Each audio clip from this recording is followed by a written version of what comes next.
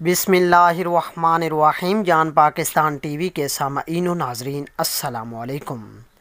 दोस्तों, मकड़ी बच्चे पैदा करने के बाद बच्चों के बाप को क्यों कत्ल करती है?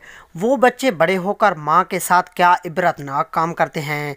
अक्ल वालों के लिए निशानियाँ खुली पड़ी हैं अल्लाह के कलाम के अंदर। एक तहकीक के मुताबिक मादा मकड़ी बच्चे देने के बाद नर मकड़ी यानी अपने बच्चों के बाप को कत्ल करके घर से बाहर फेंक देती है। फिर जब औलाद बड़ी हो जाती है तो अपनी माँ को कत्ल करके घर से बाहर फेंक देती है। कितना अजीब व गरीब घराना और यकीनन बदतरीन घराना है। कुरान मजीद की एक सूरत है अनकबूत। अनकबूत को उर्दू में मकड़ी कहा जाता है। कुरान मजीद में अल्लाह रब्बुल इज़्ज़त ने फरमाया है कि सबसे कमज़ोर घर मकड़ी का है।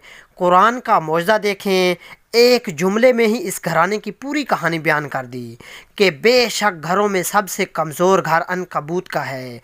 अगर ये इल्म रखते, इंसान मकड़ी के घर की ज़ाहरी कमज़ोरी तो जानते हैं, मगर इस घर की मानवी कमज़ोरी यानी दुश्मनी और खाना जंगी से बेखबर थे। अब जदीद साइंस की वजह से इस कमज़ोरी से भी वाकिफ़ हो गए। इसलिए अल्लाह ने फरमाया है कि अगर ये इल्म रखते यानी मकड़ी के घरेलू कमज़ोरियों और दुश्मनी से वाकिफ़ होते, इस सब के बावजूद अल्लाह ताला ने एक पूरी सूरत का नाम इस बुरी खसलत वाले कीड़े के नाम पर रखा। हालांकि इस सूरत के शुरू से आखिर तक गुफ्तगू फितनों के बारे में है।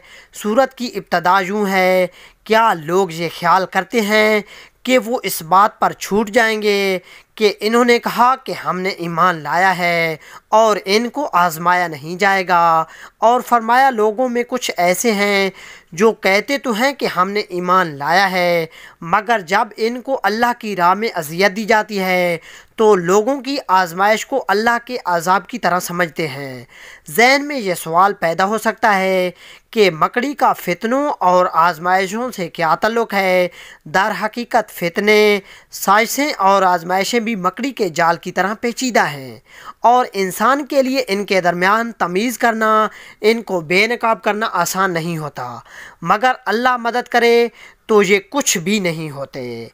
दोस्तों, उम्मीद करता हूँ कि आपको वीडियो अच्छी लगी होगी। अगर अच्छी लगी है तो प्लीज़ इसे लाइक और शेयर करें और मज़ीद इस तरह की वीडियोस को देखने के लिए जान पाकिस्तान टीवी को देखते रहें।